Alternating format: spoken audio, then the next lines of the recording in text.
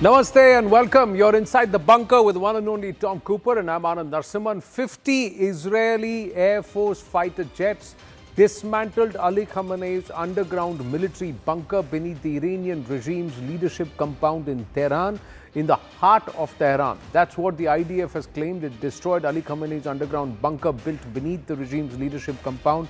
50 Air Force fighter jets struck this morning with precise guidance from military intelligence and in coordination with Mossad. The underground bunker of Ali Khamenei, which was built beneath the leadership compound of the Iranian terror regime in the heart of Tehran. Let's try and understand with Tom, how is this possible? This clearly is a hovering UAV that's taken this picture, or are these satellite images? Exactly, Anna. This was taken probably by what is known as RA-1. This is a very small stealth UAV Israelis have developed precisely for purposes of unobserved observation of special targets, particularly so in Tehran, in Iran. So you can even see that the drone is a little bit, wobbly from time to time, probably from shock waves, from the detonations from the ground, or due to the weather, for example. But basically, they sought to obliterate the complex of buildings, really to destroy it. We have seen this already during the assassination of Nasrallah 2 years ago, when they have destroyed his compound where he has entered with more than a dozen of bunker buster bombs. So it's the same here, just not the bombs. I suspect, as my information is, that they were using this long-range air-launched ballistic missiles. Now they say 50 aircraft, sure, probably including escorts, which means aircraft are equipped for air-to-air, for electronic warfare and similar purposes.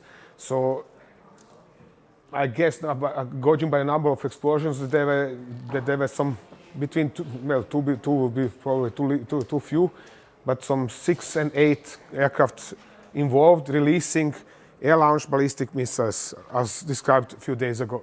Right, so have they used the bunker buster? The other thing, I'm going to request the team to try and call up the RA-01 graphic, how the drone actually looks like. We put it together 2 days back along with the MQ-9 Reaper. So if they can call it out, we can show to our viewers how the RA-01 actually looks like. It's a stealth drone, flies very, very high, and it's a very small one. We'll try and show that. But you have two theories. One is that if there are 50 aircraft that have gone, the main ones that dropped the payload may have been 2 or 3, but the others were there to try and save it from the Iranian air defense? Keep them safe from Iranian Air Force, from Iranian interceptors, just for a case. Israelis are still, contrary to the Americans, professional enough to take the Iranians seriously. Correspondingly, there are certainly 4 F-15s in front, all armed with air-to-air missiles, just to keep the striking aircraft safe from Iranian interceptors.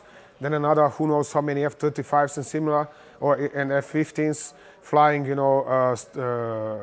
keeping the Iranian air defenses under control, and then additional aircraft to support them. I just want what the RA-01 drones look like and why they are so special. If we have that, we'll call it out. But I had a bigger question. My question is, if that's the case, how is it that the Israelis had passage all the way to Tehran above, Sanandaj, Isfahan, Karaj, and still they were able to get right to the heart of Tehran? Now, for that, they must have had either access or they could have fired missiles. How did they access this without the Iranians knowing? Very good question, and that is now the answer is quite simple. All that was flying, the only Israeli aircraft, so to say, that was flying over Tehran was this RA-1. RA-01, okay. This is looking something like this from the ground, as visible from the ground. It's just a small UAV. It is really hard to see, actually, except one knows where to look. So what they did was launch from their bases in Israel, fly over southern Syria, meet the US tankers here at the joint of Iraqi-Syrian border, refuel, and then go into action. Let's say 4 F-15s in the front to make sure that the Iranian interceptors cannot act against them, and then electronic support here and here, for example, and then come the aircraft carrying the actual air-launched ballistic missiles. Okay. F-15Ds, we have shown them several days ago. They make their runs, climb, launch the missiles, and these are flying to Tehran. Okay. You know, and they are precise enough to create exactly that kind of damage, which Right. we have seen, So, here. but the IDF is now claiming that these 50 fighters, these aircraft flew over Tehran. And the first set of eyewitness accounts say that there were aircraft that were flying all over Tehran. Now, how is that possible? So, this is the MQ-9 Reaper. The next one, if we can call the next one, that's the RA-01. This is the MQ-9 Reaper. The next, all right.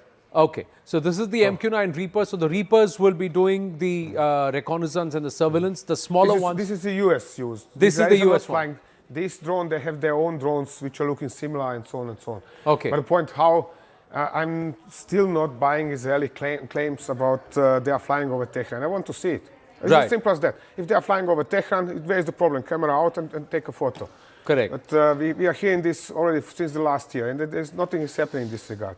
We have seen photographs of Iranian jets flying over Tehran almost every single day this week. Right, but my question is, at this time, this was the beginning of the war. By This was the beginning of the war, yes. Yeah, but the Iranians by then had their SAMs, they had their ballistic missile locations, they had their counter defenses, and it Exactly. starts from And Sanandaj, Tabriz, and all Yeah, these they regions. were here, they were Yeah. here, Yeah. they were Khorramabad, Tehran, Qom, Karaj.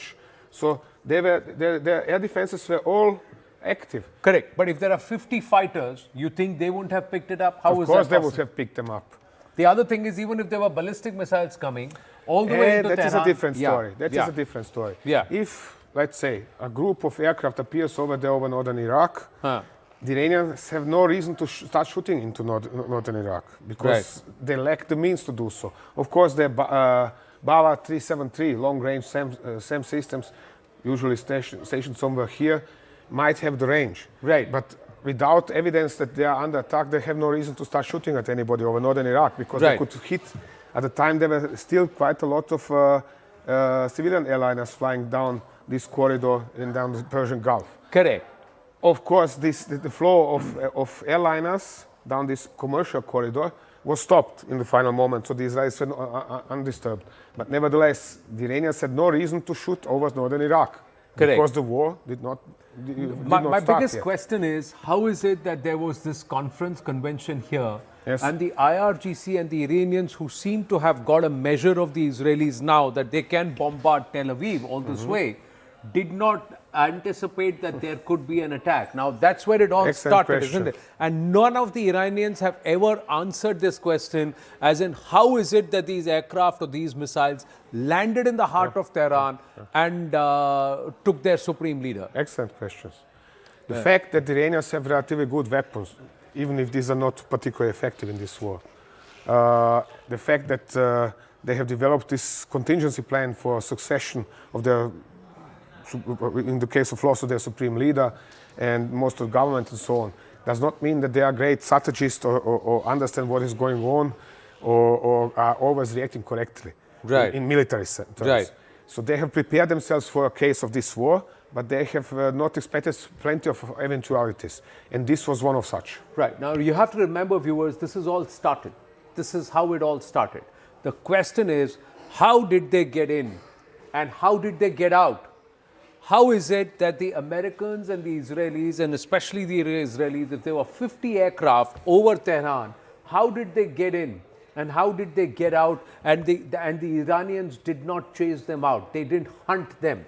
Why is it that that happened is a question nobody's been able to answer, and the Iranians have ducked. They have ducked this question right since the start of this war. It's all started it, but that's from then they have ducked this question. How did they enter? How did they bomb? And how did they get out? How did you let those 50 planes go if there were 50 planes? This is the same profile of attack we have seen when the Israelis assassinated the leadership of the Hamas in Qatar. Yeah. Sometimes, was it last year? Yes. They came down the Red Sea, took their tours, launched the missiles across Saudi Arabia and hit the point in Qatar as they wanted. So we have the same here. They do not go anymore into the into the envelope of the enemy air defenses. This is not necessary. Right. No, so this is not the RAO one? No, not sorry. this one. This is not the one. It is just a video of a small UAV, Yeah. making a turn. Making a turn. We had that video also. All right, but let's move on now. Let's see who's attacking where now. Where are the Iranians going to concentrate their attacks, and where are the Israelis going to concentrate their attacks? So there are two maps that he's drawn. We'll call out one after the other, and we'll hand it over to Tom Cooper to explain and game this, saying what's the dimension this war is going to take as it enters week 2. That's what's important. Can we call that up here, please? The first map, yes. The first map? Israel. Israel, the Israel one. And this is Iran. This is And Iran. the other one, please. Okay, the US-Israel surrounding Iran. The other one where Iran is targeting Israel. The second one, please. Yeah.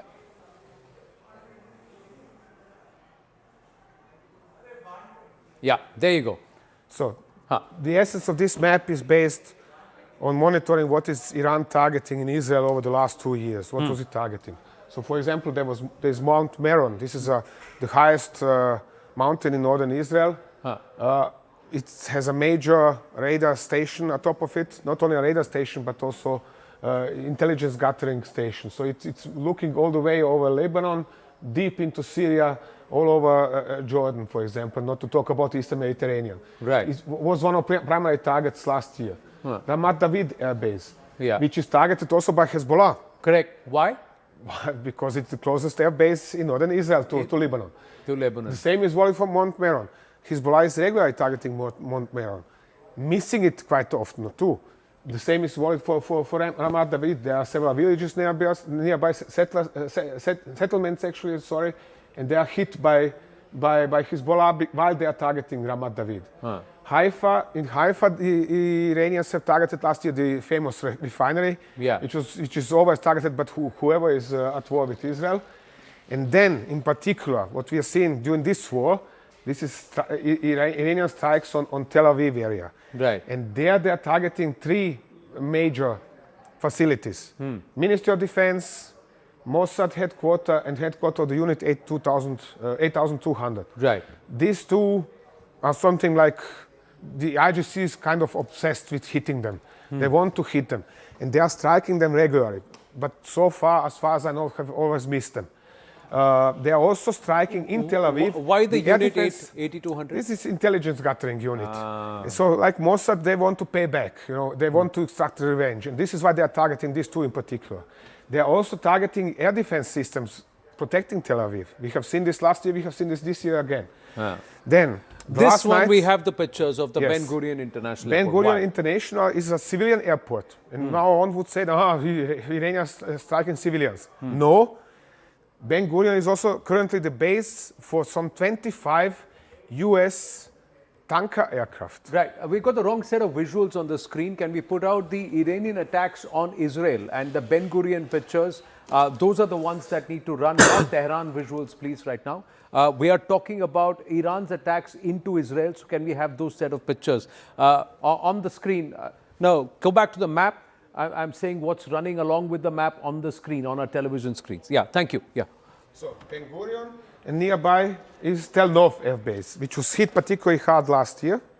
But of course, none of Western satellite producing company was ready to provide any kind of pictures of them. We have seen early during the war attempted target strike on Sdot Micha. You call it Sdot Micha. This is the Beit Shemesh. This is Beit Shemesh, where the missile missed and tragically killed 10 civilians instead. And then 2 other major targets, either side of Beersheba, Hatzerim, but especially Nevatim Air Base. Nevatim Air Base because it's the home base of the Israeli F-35 fleet. These are stealth jets. So they are regularly targeting, or they were regularly targeting Nevatim Air Base and hit it several times heavily. So these are the targets. So 1, 2, 3, 4, 5, 6, 7, 8, 9, 10 locations in Israel. In Israel, yes. This is only Israel that's being targeted by the Iranians. But Iran is also and by targeted Hezbollah in the north. By Hezbollah. So that's the proxy that is active there. Exactly, yes. The Houthis reportedly have been bought over because they are not active. Nothing yet, yes. Nothing's come from the Houthis. But Iran is not just targeting Israel. Iran is also attacking a lot of the US air Yes. bases across the Yes, Gulf yes. countries. You want to point that out, where all they are attacking and why? Of course. We Around. have, yes, don't worry. I'll get it working. So just a second. So let's show it in this color this time. No. So they are targeting the Muwafaq Saltiya base in Jordan. This is where they have hit one of these radars we have discussed earlier today. The base is the primary base for US fighter bombers involved in operations. That is US Air Force fighter bombers involved in operations over Iran these days. Okay. Then they are targeting Kuwait. Right. Oh, sorry, excuse me. Let's start with Erbil in Iraq, Right. because this is the base of the 101st Airborne Division of the US Army. US Army. Yes, so they have hit the ammunition dump, for example, over there, or ammunition depot. They're targeting Kuwait, also on radar and the air bases. They're targeting Bahrain. Here they have heavily hit the headquarters of the US Navy 5th Fleet, in Manama in Bahrain. Yes, plus the air bases. Qatar, they have hit this super expensive long-range radar in Qatar. And other facilities in Bahrain, they were also targeting the CIA office, plus hotel where US military personnel was evacuated from military bases. So into this hotel, they were targeting the hotel. So obviously, real-time intelligence in that case. Russians are instantly claiming this for themselves, but I doubt this. And United Arab Emirates, just a second. Yeah. United Arab Emirates down here. And finally, they have targeted one port in Oman, in central Oman, approximately in this area. Right. So these are the neighbors that they have targeted so far. Additionally, Additionally, there were these strikes. Yeah. So in Cyprus and Azerbaijan. Cyprus and Turkey, in Chile, which is next to Adana here, on Akrotiri on Cyprus, and then and in Nakhchivan in southern Azerbaijan, where the Iranians said that it was not them. Similar in the case of Cyprus, the Iranians said it was not them. And on the other hand, the British said no damage, but eventually a photograph has appeared with quite a sizable hole in the hangar wall, and who knows what was hit inside. What was hit inside? So these are also Iran is somewhere surrounded on all sides, and it's also opening up. It's stretched quite thin in terms of its attack and what it has to do. Now, if its munitions dumps and if its ballistic missile bases are being hit, where is it likely in the coming days? When we go ahead and look forward into week 2, where is it likely to concentrate its attacks? Let's just quickly understand Iran that. is going to continue striking Israel. Yeah. Oh, sorry, wrong button. It's going to continue striking Israel. It's going to continue striking United Arab Emirates and Qatar in particular, Bahrain as well. This is for sure. I don't know about Kuwait. The reports from this area, from southern Iraq and from Kuwait, are quite contradictory the last 2 days. There were reports about US fighter jets shot down, search and recovery operations by US special forces, by Israeli special forces. There were reports about battles inside Iran. So this is very confusing right now, and I can't make up my mind what happened over there. What happened over there? But this is going to continue. And I said the Israelis are going to continue targeting Iranian ground forces. That means police, police and black IGC. Because that's more visible. Black, okay. Yeah. That is better visible. So Israelis are going to continue striking Iranian ground forces, police, and missile forces in this area, while the Americans are going to continue doing so in southern Iran. Yeah, can we have the other map, please, where the US-Israel forces are going to target in Iran? So, let's have that, the other map, the last one. Yeah. And then he can explain this. This is a beautiful map showing major bases of the missile force of the IRGC. So this is what the Israeli forces are actually targeting. There is Khurramabad, and it's all towards western and northern Iran. This is all actually Tehran area and Western Iran. Yes, that's correct. There is another base near Tabriz, but I have put only these ones on the map in order not to make it too full. Okay. Essentially, primary units are the 7th and the 23rd. Okay. They are the ones striking Israel the most often.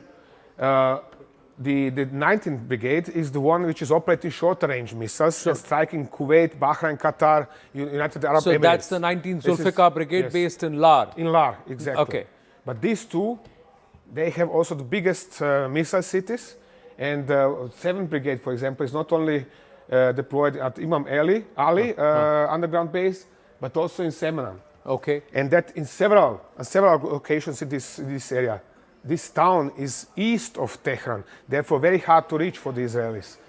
They are striking it primarily by air-launched ballistic missiles. Air defenses in that area are still intact, which is why even the US had to attack it with B-2 bombers, with stealth bombers, and trying to hit these bases with bunker booster bombs. Right. Now, let's try and understand in the next phase. The Israelis, we've got limited time. The Israelis have come out and said they've launched the next phase of their attacks. Now, in Iran, where are they going to concentrate the next phase and what is critical for their plan? Still in this area. This area. This is why I'm emphasizing this and this.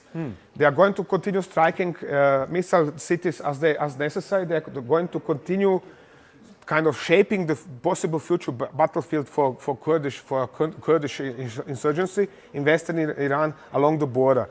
I could go zoom in and show you precisely what towns. Just a second. If we have the time for that, here we are. So for example, what are Israelis bombing in this area? They're bombing Bane, police station, local IGC station, Bukan, police station, local IGC base, Sanandaj in particular, Kermanshah anyway. This is also a major military compound. There is also a big army base in this area. Hamedan, with the big air base of Iranian Air Force, but also IGC bases. Right. Bujed, heavily hit the last 3 days. Kudasht, heavily hit the last 3 days. So this is really, one can say, Israelis have started to shape the battlefield for future insurgency of the Kurds, provided this is coming. Provided this is coming. Where are the Kurds going to come? The Kurds are going to come from this direction. They are going to, there is going to be flow of weaponry over the border, because this is the border with Iraq. Right. The Iraqi Kurds have said, oh, sorry, this is not our issue. So they are going to try, the Israelis are going to try supporting this alliance of 5 disparate Iranian Kurdish opposition parties. Right. So now there is going to be, if there cannot be a regime change altogether, is there an attempt, a tacit attempt to try and balkanize Iran into multiple portions with the Persian groupings and those that have been suppressed by this regime for the nearly 5 decades now, coming back up and being goaded to take their place or reclaim what's been taken away from them. For that, you've got to stay on tuned with us here at CNN News 18, and we'll get back inside the bunker with Tom Cooper to tell you more about that very soon. For the moment, winding it up. Thank you. Thanks, Tom. Thank you very much.